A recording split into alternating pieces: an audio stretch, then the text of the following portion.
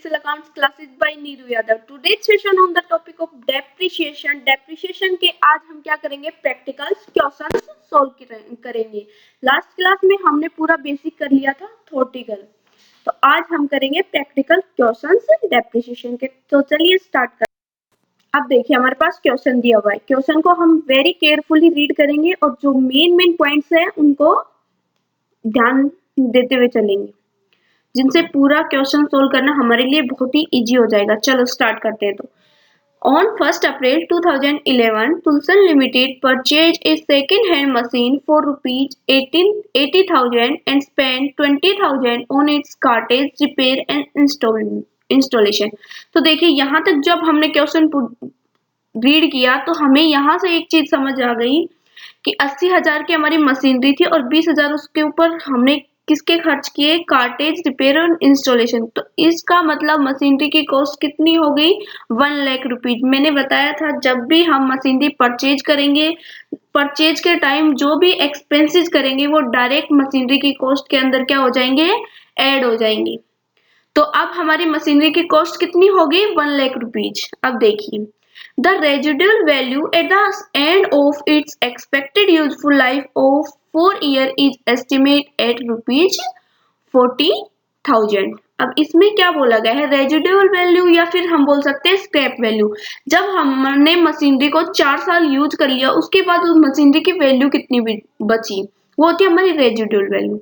अब इसमें बोला गया है expected useful life 4 year given है, ये हमें दिया हुआ है, और एस्टिमेटेड लास्ट में जो उसकी स्क्रैप वैल्यू बच गई वो कितनी हुई है, 40,000। ठीक है, दो चीजें क्लियर हो गई। यहाँ पे हमने मशीनरी की कॉस्ट का पता लगा लिया, उसकी रेजिडुअल वैल्यू दी हुई है और एक्सपेक्टेड यूजफुल लाइफ दी हुई है। अब देखिए इसके अंदर क्वेश्चन के अंदर रेट ऑफ डेप्रिसिएशन गिवन नहीं है, तो हम रेट ऑफ डेप्रिसिएशन कैलकुलेट करेंगे क्योंकि हमारे पास मशीनरी की कॉस्ट है माइनस हम क्या करते हैं, scrap value that is also given divide by expected useful life. तो इससे क्या आ जाएगी हमारी डेप्रिसिएशन आ जाएगा पर ईयर कितना लगेगा हमारा। फिर उसके बाद हम रेट ऑफ डेप्रिसिएशन कैलकुलेट कर लेंगे। तो चलो अभी हम रीड करते हैं पूरे क्वेश्चन को। अब देखिए ऑन 30 सितंबर 2012 repair and renewal amount to ₹2,000। अब देखिए हमने क्या किया, 30 सितंबर को 2012 को हमने रिपेयर और रिन्यूअल अमाउंट की है, मतलब इस पे खर्चा किया है कितने का, 2,000 रुपीज का। ये खर्चा हम मशीनरी की कॉस्ट के अंदर ऐड नहीं करेंगे क्योंकि ये जो खर्चा है ये किस नेचर का है, रिवेन्यू नेचर का है। तो रिवेन्यू नेचर के जो खर्चे हैं उनको मशीनरी की कॉस्ट के अंदर ऐड नहीं करते हैं। अब देखिए on 30 September 2013 this machine is sold for ₹50,000। अब इसमें क्या बोला गया है, 30 सितंबर 2013 को ये मशीन को क्या कर दिया गया, इस मशीनरी को सोल्ड कर दिया गया, कितने का, 50,000 रुपए का। तो ये देखो रेट ऑफ डेप्रिसिएशन हम कैलकुलेट करेंगे कि कितने मंथ तक हमने मशीनरी यूज की। तो देखिए 2011 में हमने यूज की, 2012, 2013 में 30 सितंबर को, मतलब हमने, तो यहाँ पे डेप्रिसिएशन जो होगा वो पूरे साल का नहीं लगेगा, कितने लगेगा, ओनली 6 मंथ का। अब देखिए अप्रैल मई जून जुलाई अगस्त सितंबर, क्योंकि अप्रैल से सितंबर तक लगेगा, 6 मंथ का डेप्रिसिएशन लगेगा। चलो अब देखिए इसमें क्या बोला गया है, depreciation is to be provided according to state line method. इसमें क्लियरली बोला गया है डेप्रिसिएशन हमें किससे लगाना है, स्टेट लाइन मेथड को यूज करते हुए डेप्रिसिएशन लगाना है। तो मैंने बताया था जब हम स्टेट लाइन मेथड को फॉलो करते हुए डेप्रिसिएशन लगाएंगे तो उस टाइम जो डेप्रिसिएशन लगेगा वो किस पे लगेगा, original cost of the assets. चलो अब देखिए इसमें हमें क्या क्या बोला गया है, प्रीपेड जर्नल, हमें जर्नल एंट्री बनानी है, मशीनरी अकाउंट बनाना है एंड डेप्रिसिएशन अकाउंट बनाना है फॉर द फर्स्ट 3 ईयर। ये गिवन होता है हमें कितने ईयर तक डेप्रिसिएशन लगाना है, तो ये हमें गिवन है। Assuming that accounts are close on 31 March each year, ये जो होती है 1 अप्रैल टू 31 मार्च, ये क्या होता है, फाइनेंशियल ईयर होता है। तो जब 1 अप्रैल को स्टार्ट हो रहा है फाइनेंशियल ईयर तो 31 मार्च को क्या होगा, क्लोज होगा। अब देखिए हम सॉल्यूशन करते हैं इस क्वेश्चन को, ठीक है। अब हमने क्वेश्चन तो वेरी केयरफुली रीड कर लिया। अब एक एक पॉइंट को लेते हुए हम पूरा क्वेश्चन बहुत अच्छे से सोल्व करेंगे। तो फर्स्ट ऑफ ऑल हम क्या बनाएंगे, इनकी जर्नल एंट्रीज बनाएंगे। किनकी बुक्स में बनाएंगे, टूल्सन लिमिटेड की बुक्स में। चलो स्टार्ट करते हैं। अब देखिए हमने जर्नल किनकी बुक्स में बनाया, टूल्सन लिमिटेड की। डेट एक साइड में हम डेट लिखते जाएंगे, पर्टिकुलर्स लिखते जाएंगे, और डेबिट के अमाउंट डेबिट साइड में, क्रेडिट के अमाउंट क्रेडिट साइड में। अब देखिए हमने सबसे पहले क्या किया था, मशीनरी परचेज की थी 80,000 की। तो उस टाइम हमने हमारी बुक्स में जर्नल के अंदर हम क्या एंट्री बताएंगे, मशीनरी अकाउंट डेबिट। मशीनरी क्या है, एसेट अकाउंट है। तो और टू बैंक हमारी कैश क्या जाएगी। तो ये दोनों ही क्या है, एसेट अकाउंट है। एक साइड है मशीनरी बढ़ रही है तो हम उसको डेबिट करेंगे, टू बैंक करेंगे जब हमारी कैश जा रही है, मतलब कैश कम हो रही है तो तुम उसको क्रेडिट में शो करेंगे। तो 80,000। अब सेकंड में हमने जब मशीनरी परचेज की तो उसी टाइम कुछ खर्चे किए। तो जब हम मशीनरी परचेज करते हैं तो उस टाइम जो खर्चे करते हैं वो मशीनरी की कॉस्ट में क्या होते हैं, ऐड होते हैं। अब देखिए अब हम सेकंड एंट्री बनाएंगे machinery account debit to bank account, क्योंकि जो हमने खर्चे किए थे वो कैपिटल नेचर के थे और वो डायरेक्टली मशीनरी की कॉस्ट के अंदर ऐड हो जाएंगे। 20,000 और ये जो नीचे लिखी हुई ये होती है narration, this is the short form of whole transaction. जो नरेशन जो होती है वो शॉर्ट फॉर्म होती है पूरी ट्रांजेक्शन का। देखो इसमें दिया हुआ है being the cartage and installation charges paid. अब देखिए ये तो हमने जब मशीनरी परचेज करी थी उस टाइम, और जब परचेज की थी तो उस टाइम कुछ खर्चे किए थे वो। अब हम eight the end of the year, her year के एंड में हम डेप्रिसिएशन कैलकुलेट करेंगे 1 ईयर का। अब देखिए तो 1 अप्रैल को हमारा फाइनेंशियल ईयर स्टार्ट हो रहा था, तो पूरे ईयर का एंड कब होगा, 31 मार्च 2012 को हम मशीनरी के ऊपर क्या लगाएंगे, डेप्रिसिएशन लगाएंगे। तो डेप्रिसिएशन क्या है, एक्सपेंस अकाउंट है। तो एक्सपेंसेस क्या हो गए हमारे, डेबिट होते हैं। तो depreciation account debit to machinery account. Machinery की वैल्यू क्या हो रही है, कम हो रही है, तो टू मशीनरी अकाउंट 15,000। अब देखिए अब ये जो इसमें देखो ये नरेशन दी हुई है बीइंग द डेप्रिसिएशन प्रोवाइडेड, ये शॉर्ट फॉर्म होती है पूरी ट्रांजेक्शन की। तो ये आप अपने अकॉर्डिंग लिख सकते हो। अब देखिए फिर हम क्या करेंगे, उसी डेट को मतलब जिस eight the end of the year हम डेप्रिसिएशन चार्ज करते हैं, तो उस डेप्रिसिएशन को हम कन्वर्ट कर देते हैं प्रॉफिट एंड लॉस अकाउंट से, हम उसको चार्ज करते हैं। आपने देखा, अब आप आगे करोगे जब हम प्रॉफिट एंड लॉस अकाउंट बनाएंगे तो हम डेप्रिसिएशन को चार्ज करेंगे P&L अकाउंट से। तो देखिए अब हम क्या करेंगे, हमारे एक पास डेप्रिसिएशन क्या है, एक प्रकार का लॉस है, तो प्रॉफिट एंड लॉस अकाउंट को डेबिट कर देंगे टू डेप्रिसिएशन अकाउंट। अब देखिए ये नरेशन लिख देंगे being the transfer of depreciation, हमने डेप्रिसिएशन को किस में ट्रांसफर कर दिया, प्रॉफिट एंड लॉस अकाउंट में। चलो नेक्स्ट। अब देखिए हमने रिपेयर एंड रिन्यूएबल क्या किया था, ये क्या किस टाइप के हैं, रिवेन्यू नेचर के एक्सपेंसेस है। तो eight the end of the year हम ये एक्सपेंसेस को भी क्या करेंगे, पेमेंट करेंगे इनकी। तो एंट्री क्या बनाएंगे हम हमारी बुक्स के अंदर, repairs and renewable account debit to cash account.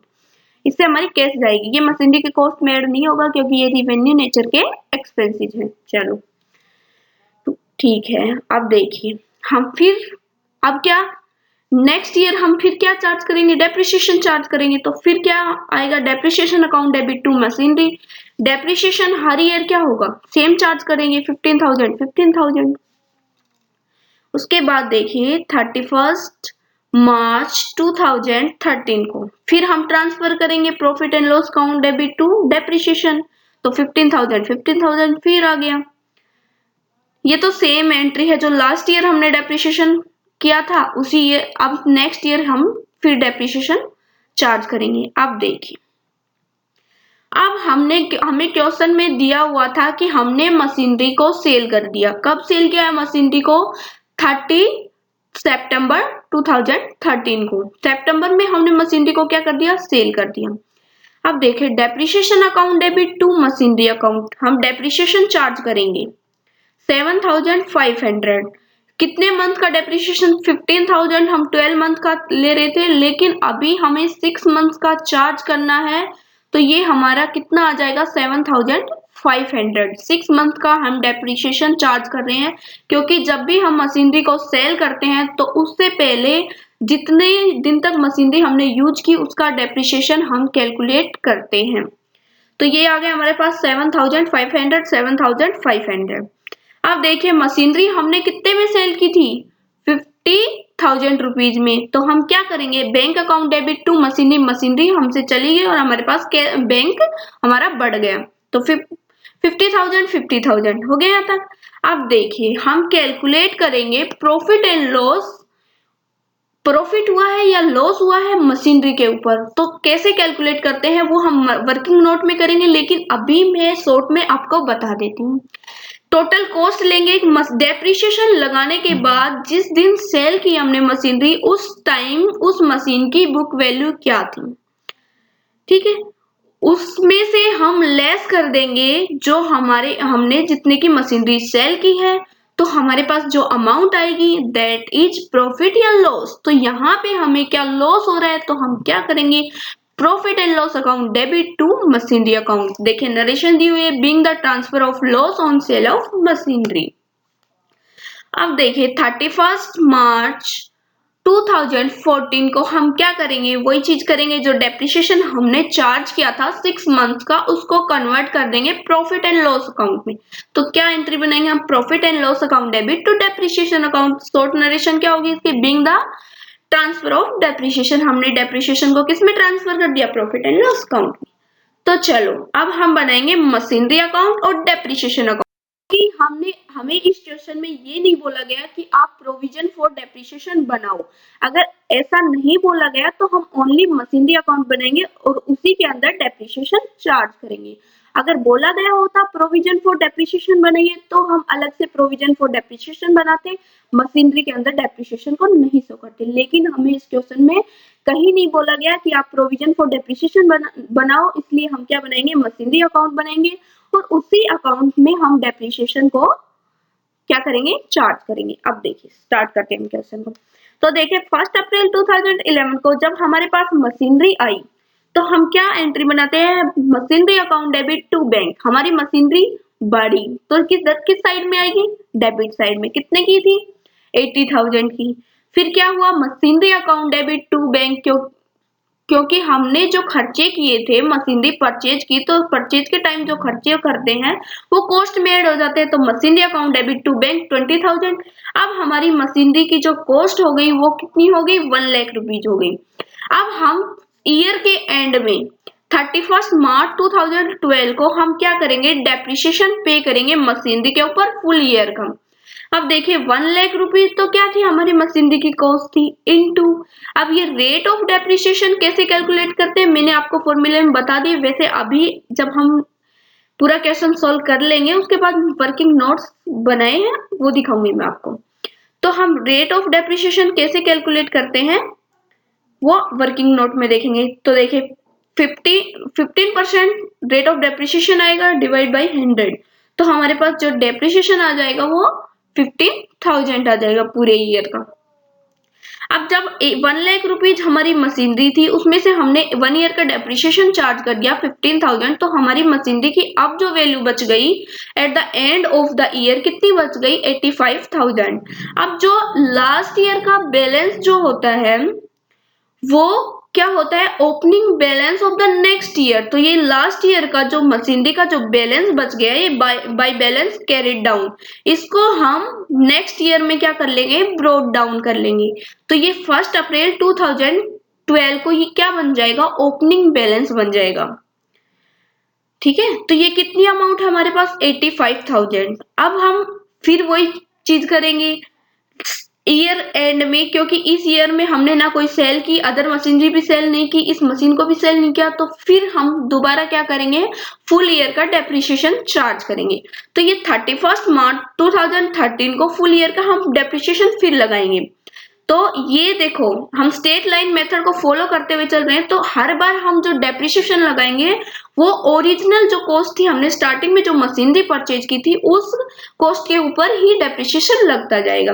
तो देखिए 1 lakh rupees into 50 divide by 100, तो ये 15,000 फिर 1 ईयर का डेप्रिसिएशन हो जाएगा। अब ये 85,000 मशीनरी की कॉस्ट थी, उसमें से हमने डेप्रिसिएशन लेस कर दिया, तो हमारे पास at the end of machinery की जो वैल्यू थी, बुक वैल्यू, वो कितनी बच गई? 70,000। अब ये 70,000 है, ये क्या हो जाएगा? नेक्स्ट ईयर का क्या बन जाएगा? ओपनिंग बैलेंस बन जाएगा। तो 1 अप्रैल 2013 को हम क्या कर लेंगे? इस बैलेंस को टू बैलेंस ब्रोट डाउन। अब ये 70,000 आ गया, ठीक है। अब देखिए, हमें दिया हुआ है 30 सितंबर 2013 को हमने मशीनरी को क्या कर दिया? सेल कर दिया। अब भाई मशीनरी सेल तो कर ली, लेकिन हम क्या करेंगे? अब 6 मंथ तक मशीनरी को यूज किया है, तो उसका डेप्रिसिएशन तो कैलकुलेट करेंगे, ठीक है। तो चलो 6 मंथ का डेप्रिसिएशन लगाते हैं। अब तो डेप्रिसिएशन जब लगाएंगे, अब देखिए 1 लाख रुपीज इंटू 50 अपॉन में 100, लेकिन हम जहां पे 12 मंथ का डेप्रिसिएशन चार्ज कर रहे थे, यहाँ पे हमने मशीनरी सेल कर दी, तो 6 मंथ तक यूज की, वहां तक का ही हम डेप्रिसिएशन कैलकुलेट करेंगे। तो 6/12, तो ये आ जाएगा हमारे पास 7,500 डेप्रिसिएशन। अब देखिए, हमने डेप्रिसिएशन कैलकुलेट कर लिया। अब हमने मशीनरी सेल की, तो मशीनरी सेल की तो हमारे पास क्या आया होगा? Bank account debit to machinery, machinery credit हुई होगी। तो देखिए बाई बैंक अकाउंट कितने का? 50,000 रुपए का। अब देखिए 70,000 तो क्या थी? हमारी मशीनरी की बुक वैल्यू बची हुई थी, लेकिन इस ईयर का जब हम डेप्रिसिएशन इसमें से लेस कर देंगे और ये बैंक लेस कर देंगे, तो ये जो हमें लॉस हुआ है 12,500 का, ये क्या इधर क्रेडिट साइड में शो करेंगे, by profit and loss account में डाल देंगे। तो ये 70,000 टोटल हो गया। बैलेंस इन फिगर में क्या आ गया हमारा? Profit and loss account. तो चलो हमारा लॉस आ गया मशीनरी के ऊपर। अब हम बनाते हैं डेप्रिसिएशन अकाउंट। डेप्रिसिएशन देखिए, फर्स्ट हमने मतलब 3 ईयर डेप्रिसिएशन बोला गया था क्वेश्चन में कि 3 ईयर तक हमें डेप्रिसिएशन लगाना है, लेकिन हमने मशीनरी तो सेल कर दी ना 30 सितंबर 2013 को ही, तो हमारे पास 2 ईयर तो कंप्लीट 1 ईयर डेप्रिसिएशन लगा 15,000। और जो लास्ट ईयर जो डेप्रिसिएशन हमने लगाया है वो 6 मंथ का लगा, क्योंकि 6 मंथ बाद हमने सेल कर दी थी। तो देखिए depreciation account debit to machinery. फिर हमने डेप्रिसिएशन को क्या कर दिया था? किसमें डाल दिया था? प्रॉफिट एंड लॉस अकाउंट में। तो क्या हुआ था? Profit and loss account debit to depreciation credit हुआ, तो ये by profit and loss account, by profit and loss account. यहां तक हो गया। चलो अब वर्किंग नोट में एक चीज मैं दोबारा से आपको क्लियर करवाती हूँ। देखिए कैलकुलेट रेट ऑफ डेप्रिसिएशन, हम रेट ऑफ डेप्रिसिएशन कैलकुलेट करेंगे, तो उसके लिए सबसे पहले हम क्या करेंगे? टोटल कॉस्ट क्या है हमारी एसेट की, वो हमें चाहिए क्वेश्चन के अंदर फॉर्मूले में पुट करने के लिए। तो 80,000 प्लस 20,000 जो स्टार्टिंग में जो इंस्टॉलेशन एक्सपेंसेस होते हैं वो मशीनरी की कॉस्ट में ऐड होते हैं। तो ये हमारे पास 1 लाख रुपीज क्या आ गई? मशीनरी की कॉस्ट आ गई। ठीक है भाई, हमारे पास कॉस्ट आ गई। तो हमारे पास जब मशीनरी की कॉस्ट है, एस्टिमेटेड रेजिडुअल वैल्यू भी दी हुई है और एक्सपेक्टेड यूजफुल लाइफ भी दी हुई है, सब तो क्वेश्चन में दिया हुआ है। तो फॉर्मूला क्या होता है हमारा? Amount of depreciation per year calculate करने का, total cost of asset minus estimated residual value divide by expected useful life. अब हमारे पास 1 लाख की मशीनरी की कॉस्ट हमने निकाल ली। अब इसमें क्वेश्चन में ही दिया हुआ है हमें एस्टिमेटेड रेजिडुअल वैल्यू 40,000, तो ये हम यहाँ पुट कर देंगे, और एक्सपेक्टेड यूजफुल लाइफ 4 ईयर दिया हुआ है। तो ये जो हमारी अमाउंट आ जाएगी डेप्रिसिएशन पर ईयर, ये कितनी आ जाएगी? 15,000। अब हमने अमाउंट निकाल ली, अब हम क्या निकालेंगे? रेट ऑफ डेप्रिसिएशन कैसे निकालते हैं? तो रेट ऑफ डेप्रिसिएशन निकालने का फॉर्मूला जो होता है एंड स्ट्रेट लाइन मेथड के अंदर क्या होता है? Amount of depreciation divide by total cost of asset into में 100। तो हमारे पास ये कितना आ जाएगा? 15%। ये क्या आ गया हमारे पास? Rate of depreciation. Almost question में रेट ऑफ डेप्रिसिएशन दिया हुआ होता है, अगर नहीं दिया होगा कहीं तो आपको रेट ऑफ डेप्रिसिएशन ऐसे निकालना है। चलो अब देखते हैं हमें कि प्रॉफिट और लॉस हम कैसे निकालेंगे। जब हम मशीनरी सेल कर रहे हैं तो हम ये कैसे जानेंगे कि मशीनरी पे हमें, जब हमने मशीनरी को सेल किया तो हमें सेल करने पर लॉस हुआ या प्रॉफिट हुआ? तो चलो स्टार्ट करते हैं। तो सबसे पहले हम लेंगे हमारी मशीनरी की कॉस्ट कितनी थी? वो तो 1 लाख रुपीज थी स्टार्टिंग में। अब उसमें से हम लेस कर देंगे depreciation from the date of purchase to the date of sale. जब हमने मशीनरी को परचेज किया था उस टाइम से लेके हम मशीनरी को जब सेल कर रहे हैं तो वो जो टाइम पीरियड था उस टाइम पीरियड का हम क्या करेंगे, टोटल डेप्रिसिएशन कैलकुलेट करेंगे। तो जब टोटल डेप्रिसिएशन हमने कैलकुलेट किया तो ये हमारे पास आ गया 37,500। तो देखो ये कैसे आया ये बताती हूँ मैं आपको। 1 लाख रुपीज मशीनरी की कॉस्ट थी इंटू 15% क्या था, रेट ऑफ डेप्रिसिएशन था, डिवाइड बाय 100 इंटू कितने मंथ तक हमने मशीनरी को यूज किया। तो देखो 2 साल तो हमने क्या किया, कंप्लीट यूज किया। तो 3 ईयर का कितना 36 मंथ्स होते हैं ना 3 ईयर के अंदर। अब हमने ओनली सेकेंड ईयर में 6 मंथ यूज किया तो हमारे पास कितने मंथ करना, हमें डेप्रिसिएशन निकालना है 30 मंथ का। तो ये हमारे पास आ जाएगा 37,500। ये हम उस जब हमने डेप्रिसिएशन अकाउंट से करेंगे तो मशीनरी के अंदर जो डेप्रिसिएशन चार्ज किया था वहां से भी ले सकते। अब देखिए 1 लाख रुपीज थे, उसमें से लेस कर देंगे हम डेप्रिसिएशन के अमाउंट। तो आज जो मशीनरी की बुक वैल्यू क्या बची है, जब हम सेल कर रहे हैं उस टाइम हमारी मशीनरी की बुक वैल्यू कितनी है, तो हमारी बुक वैल्यू कितनी बची 62,500। कॉस्ट में से टोटल जो अभी तक हमने डेप्रिसिएशन लगाया है वो लेस कर देंगे। तो अब जो हम सेल कर रहे हैं उस टाइम हमारी मशीनरी की कॉस्ट कितनी है 62,500, लेकिन हमने तो सेल कितने की है 50,000 की।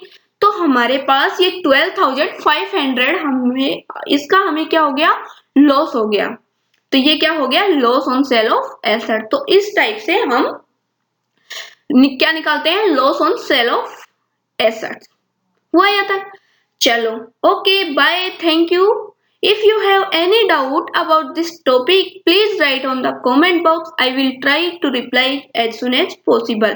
और next क्लास में हम करेंगे provision for depreciation। चलो थैंक यू, बाय बाय।